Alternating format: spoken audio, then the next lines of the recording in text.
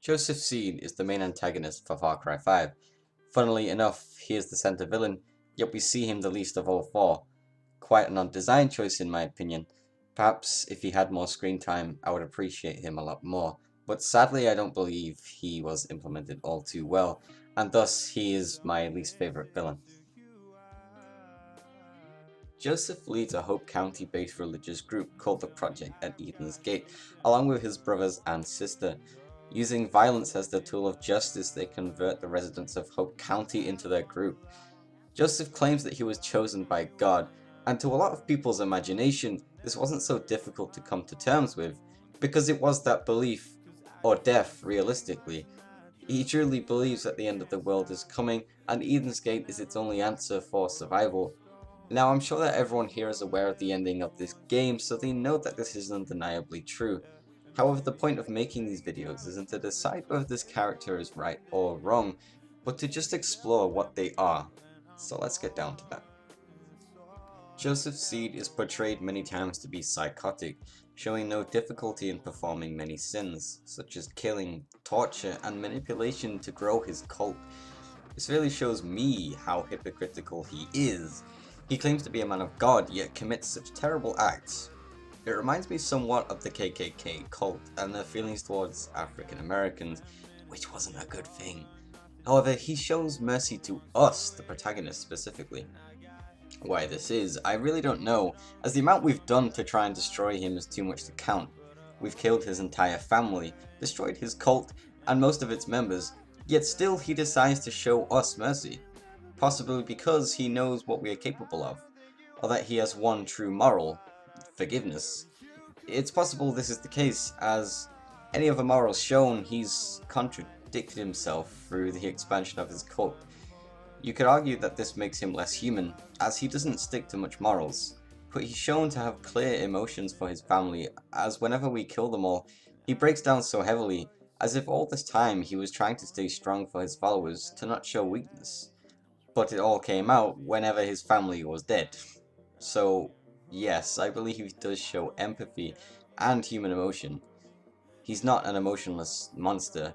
We've done so much damage to him that we were ultimately the ones to show his true colors. The actor Greg Brick himself said that his main emotion he had to channel through playing this character was empathy. Now, the empathy he has may be shown in the wrong places, but is it so bad to care for your family as much as he did? Yes. Yes, it is in this case. So, Joseph is clearly a very charismatic person, and this has caused him to be a very successful leader. He can capture the hearts of his followers through his tone of voice sometimes. You can feel the intimidation whenever he speaks, like he's commanding you to listen to him. How he looks into your eyes with such a serious and commanding stare always makes you feel less powerful, but more driven to take him down. That's at least how I feel.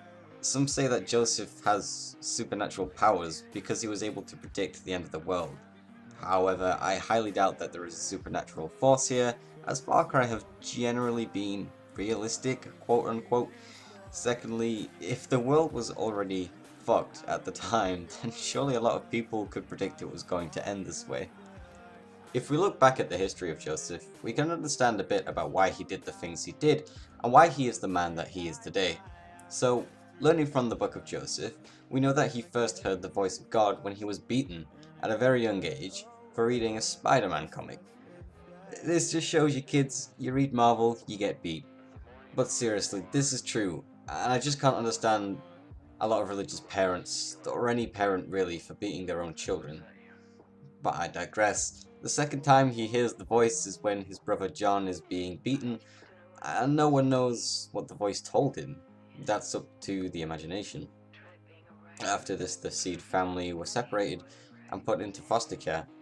This really fucked up Joseph's childhood, as he went through many different families, finding it increasingly difficult to connect with his new parents, friends, and even siblings as time grew on.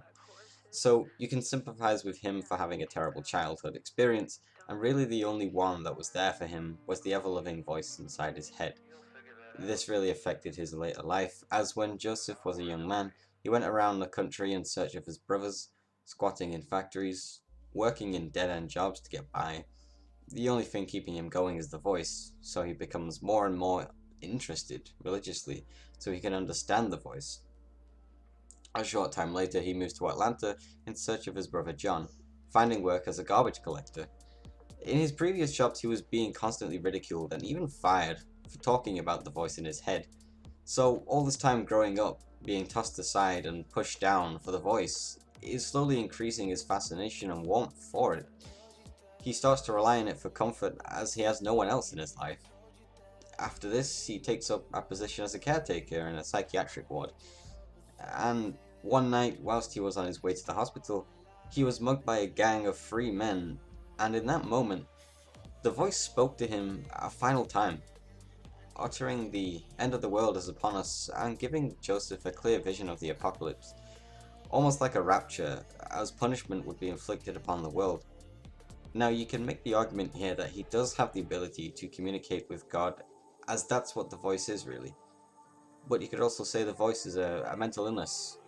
Either way, he predicted the end of the world, and that's the bottom line here. He knew the world was not right.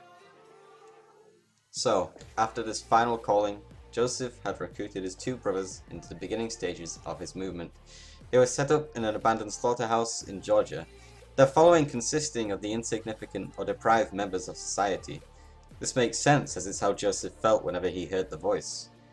However, following the disappearance of a man who had been removed from the cult, the police had interrogated the Seed brothers of being responsible. After this, they had no option but to relocate, so they all moved to Hope County with their following behind them. Now, the most integral part about Joseph, in my opinion, is a point where the voice asked him to do such a terrible thing. You see, Joseph had a wife and a beautiful baby daughter who were both involved in a terrible car accident. During the accident, his wife was killed and the baby heavily injured.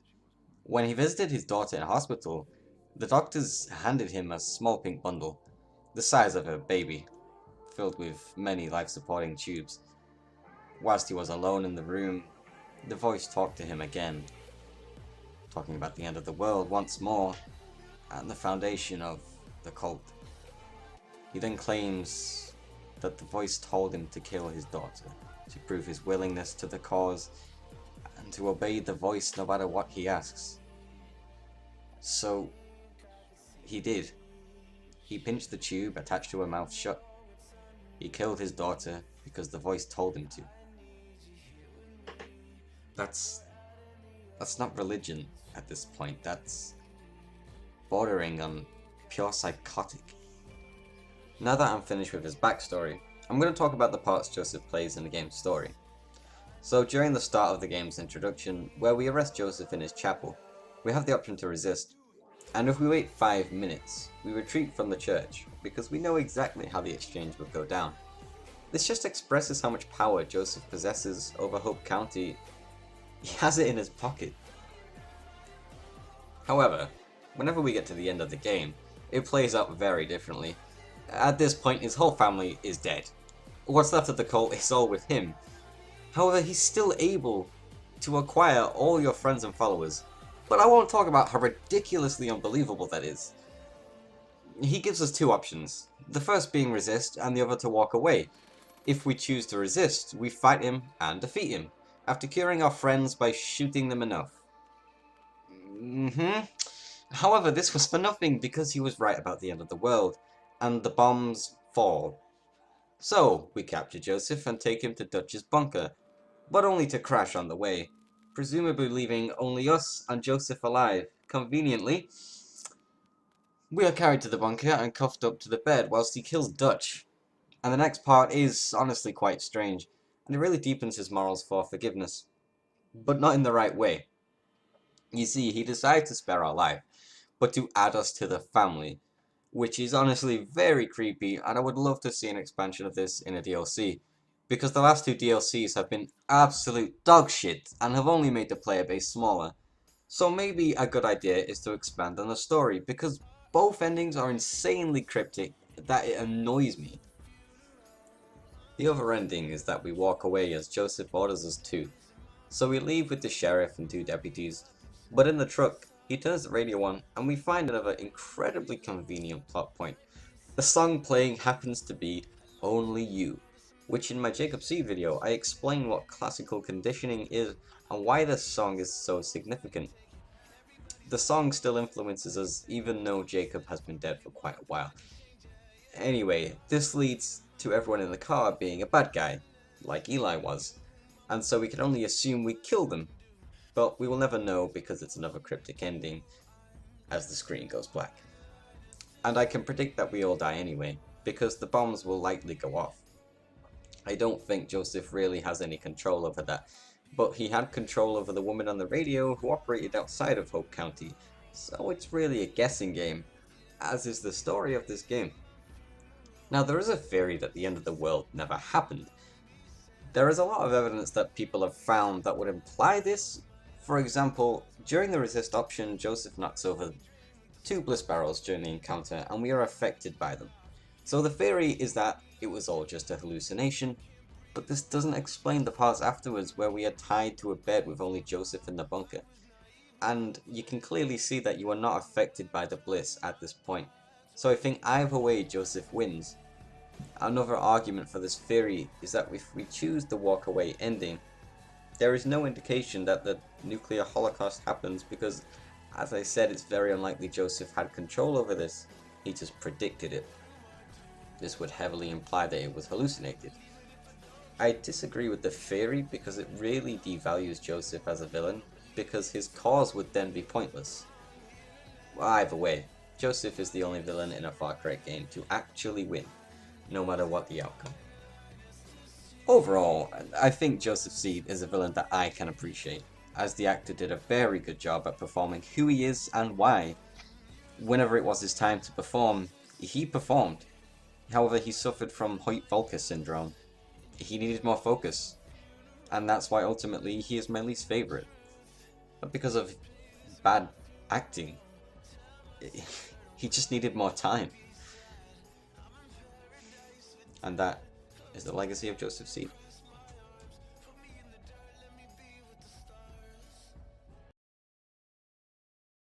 So, after this final calling, Joseph had recruited his 2 brothers into the beginning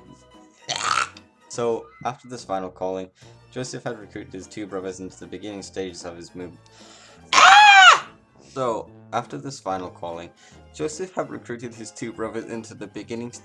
Oh my god, I'm not even there! After this final... Oh, why am I talking like a fucking lead dickweed? Fuck's sake. So, after this final calling, Joseph... This is the easiest fucking line in the world, and I can't even say the easiest line in the fucking script.